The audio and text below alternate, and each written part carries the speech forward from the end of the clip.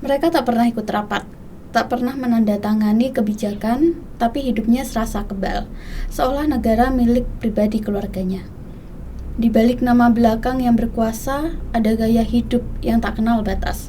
Fleksi menjadi hobi, etika publik menjadi ilusi. Padahal ayahnya atau ibunya bukan raja. Mereka digaji dari keringat rakyat biasa.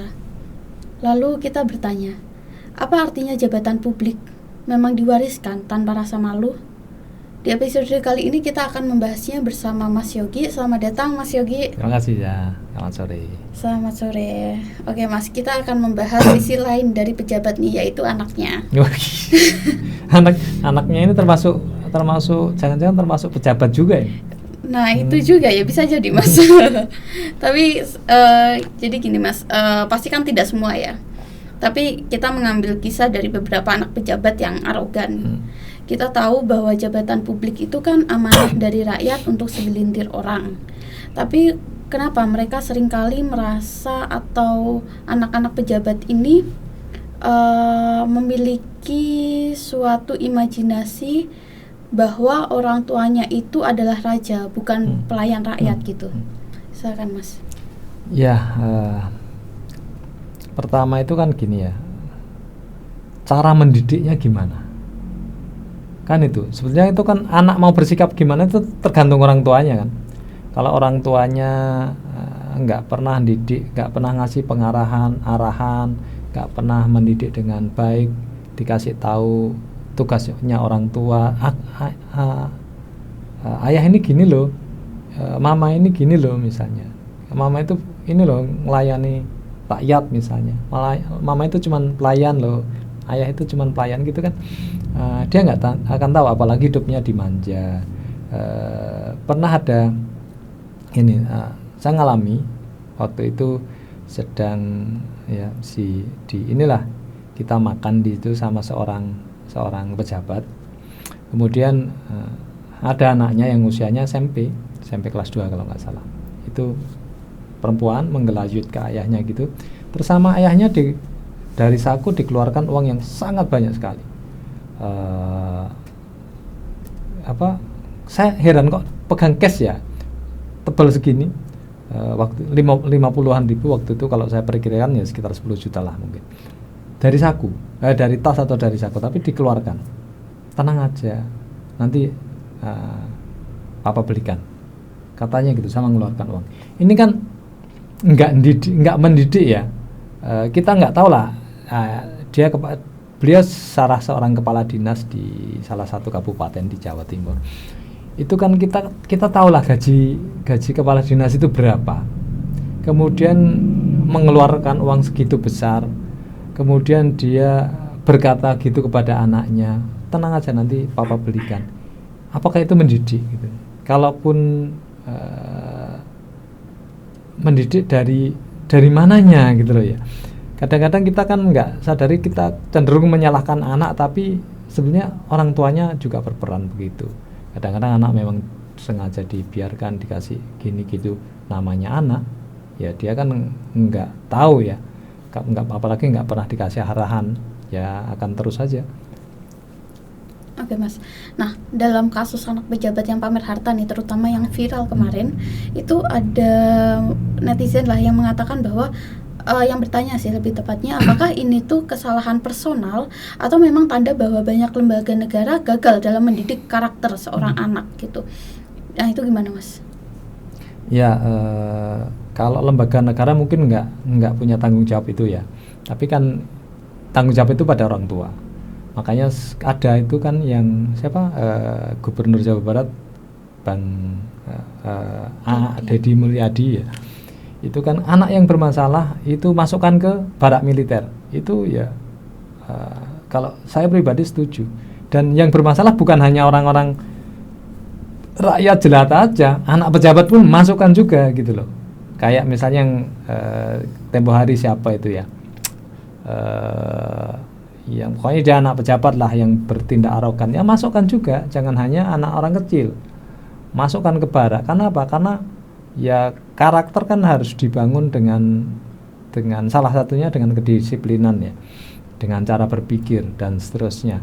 Tapi itu walaupun tidak akan mengubah dia, tapi akan memberi pengalaman, oh dia jadi berpikir.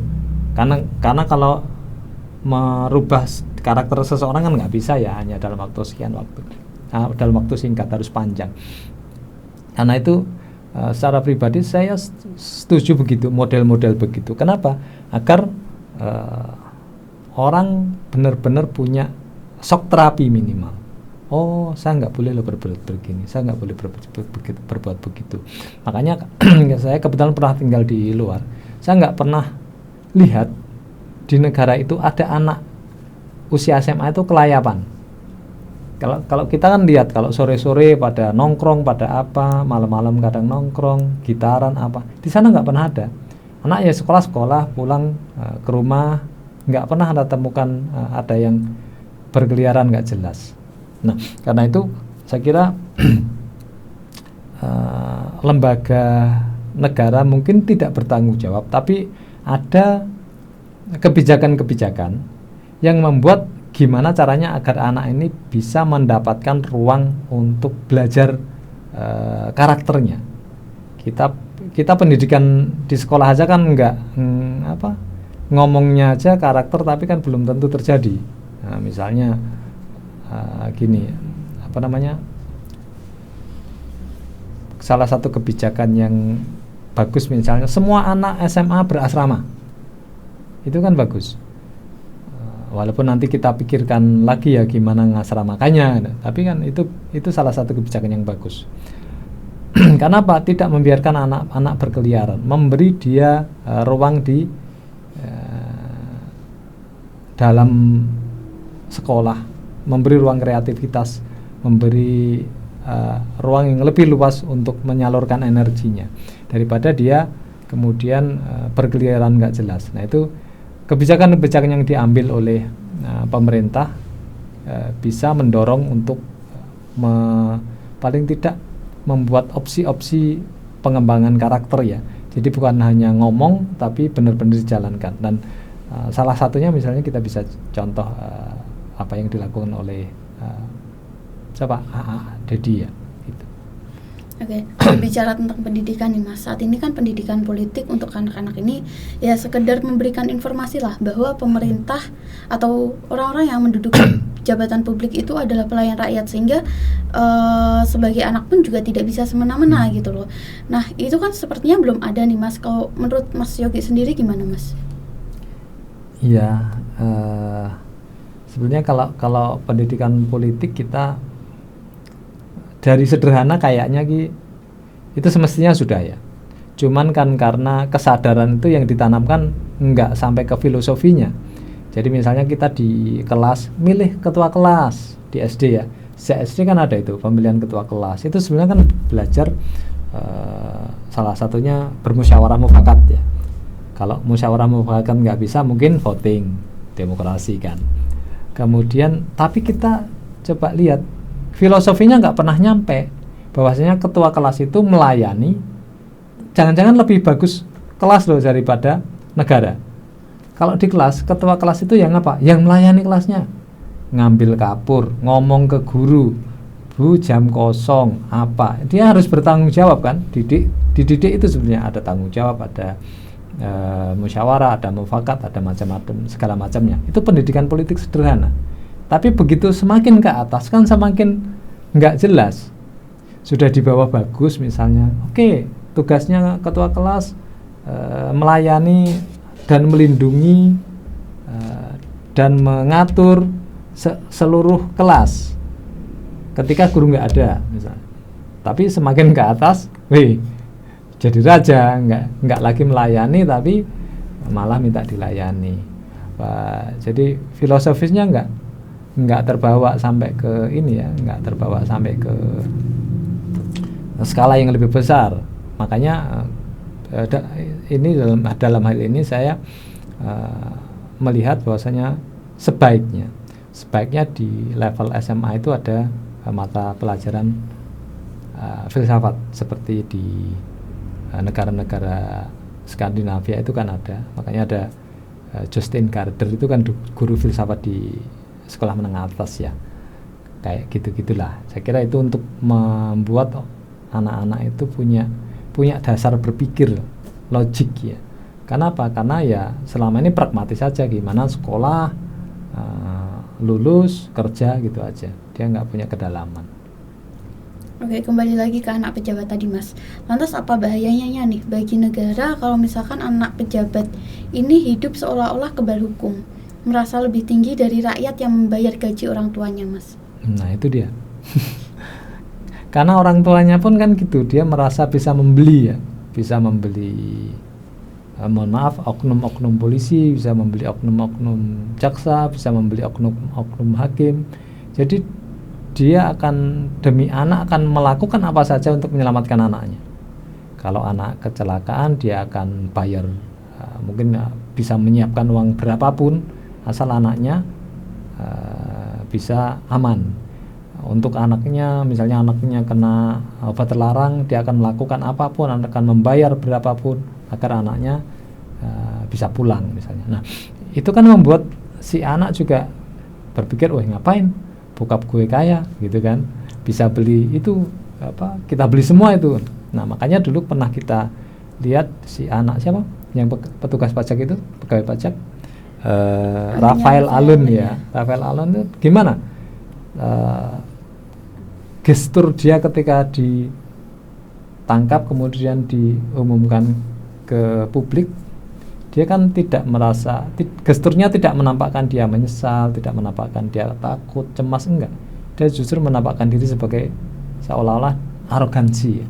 Wah, ini habis diumumkan gini semua gua beli, semua dibayar sama bapak gua, kan gitu. Itu kan akhirnya kan cara berpikirnya anak jadi begitu. Sudah mulai kecil dimanja, kasih harta berlimpah. Seperti kemarin yang itu masih yang barusan kecelakaan, anak kuliahan naik BMW yang nabrak anak UGM sampai meninggal. Itu kan ya oke lah kasih mobil, tapi ya yang sederhana mungkin gitu ya, secukupnya lah. Ya mungkin bagi beliau BMW sederhana ya, tapi kan ya jangan berlebihan lah, sesuai usianya. Kadang-kadang anak kan harus ini juga harus jangan terlalu dilepas ya, harus dikontrol juga. Nah, ini karena apa ya? Karena potensi itu besar. Kita sebagai anak ya pengen lah menikmati harta bapaknya kan, gaya, padahal dia cari uang 100 rupiah pun belum bisa. Nah, kalau menurut Mas Yogi ini, kenapa lembaga negara Indonesia sepertinya tidak punya sistem internal gitu untuk menegur atau membina moralitas keluarga pejabat yang mencoreng integritas lembaganya? Ya, kita selalu temukan itu akan jadi momentum bagi kita, tapi terus jadi momentum terus, nggak pernah ada ini ya, nggak pernah ada implementasinya. Nah, karena itu saya kira ya sulit juga. Misalnya sebenarnya di birokrasi kan ada itu pengawasan internal ya, atau apa namanya, ada sistem pengawasan tersendiri. Tapi kan mau negur juga nggak enak juga. Siapa ini teman sendiri yang mau ditegur, yang mau negur juga teman sendiri. Anaknya yang mau ditegur itu melakukan itu, anaknya yang mau negur pun nggak jauh beda, jadi kan serba susah. Itulah ketika sistem itu saling tidak jalan, sistemnya kan macet. Kenapa? Karena semua melakukan itu, mau negur anaknya si A, yang mau negur juga anaknya seperti itu, dan seterusnya. Jadi berkelindan begitu, susah juga. Makanya sebetulnya ada satu ini ya, terus gimana kan masalahnya gitu. Makanya ada satu kontrol dari masyarakat itu yang harus dikuatkan ya, dengan cara-cara kita yang sudah ditemukan ya sporadis ya, dengan cara viral itu kan sporadis, tidak ada mekanisme tertentu. Nah, nanti saya kira teman-teman nanti akan bangun sebuah sistem berbasis teknologi, berbasis aplikasi yang bisa mengawasi itu semua. Salah satunya adalah gimana anak-anak pejabat ini hidupnya, agar semua orang bisa diakses ya. Jadi itu lebih inilah channelnya, salurannya lebih sistematis daripada nanti hanya sekedar sporadis melalui viral di media sosial. Saya kira itu. Oke. Nah, Mas, berbicara tentang tugas negara kan ada 3 ya, mengatur, melindungi, dan juga melayani gitu. Nah, selain cara yang tadi, gimana sih Mas seharusnya negara ini tuh hadir untuk mengatur anak pejabat tadi? Ya kalau kalau mengatur spesifik ke anak pejabat mungkin susah ya, tapi mengatur seluruh anak didik di negeri ini. Misalnya gini, saya kok setuju ya misalnya kita terapkan wajib militer di anak-anak Indonesia, misalnya di usia 17 tahun atau 18 tahun sebelum masuk kuliah dia wajib militer dulu 6 bulan atau 1 tahun, dan itu dia bisa tetap sambil kuliah misalnya, atau kalau SMA ya sambil sekolah. Karena apa? Karena itu jadinya berbeda. Kita lihat negara-negara yang pakai wajib militer, Korea Selatan misalnya, jadinya karakter kan beda. Mereka pekerja keras, mereka ya walaupun tetap adalah namanya orang yang pengen menikmati, merayakan hidupnya, tapi kan yang tertanam beda. Ada kerja kerasnya, ada disiplinnya. Kalau itu dilakukan, maka enggak hanya anak pejabat, semuanya akan punya karakter yang sama, termasuk diantaranya anak-anak pejabat yang lebih berpotensi bermasalah secara arogan ya. Dari sisi arogansi dan seterusnya, kita lihat misalnya ada salah satu sistem pendidikan di luar pemerintah yang justru melakukan itu. Ada salah satu, mohon maaf ya, ini karena kebetulan itu lembaga pendidikan Islam, maka ada salah satu pesantren yang di situ semua dibuat setara. Kamu mau anak menteri, kamu mau anak pejabat apapun, sama, perlakuannya sama, tidak ada bedanya. Dan dia jadikan karakternya di situ, semua egaliter, sama, diperlakukan sama, tidak ada keistimewaan. Makannya sama, tidurnya sama, satu kamar 20 orang misalnya. Selimutnya sama, kasurnya sama, tempat mandinya sama. Itu kan kita jadi, mereka anak-anak pejabat nggak punya pengalaman itu. Nah, saya pikir model-model pendidikan seperti itu bisa diperluas. Salah satunya dengan cara apa?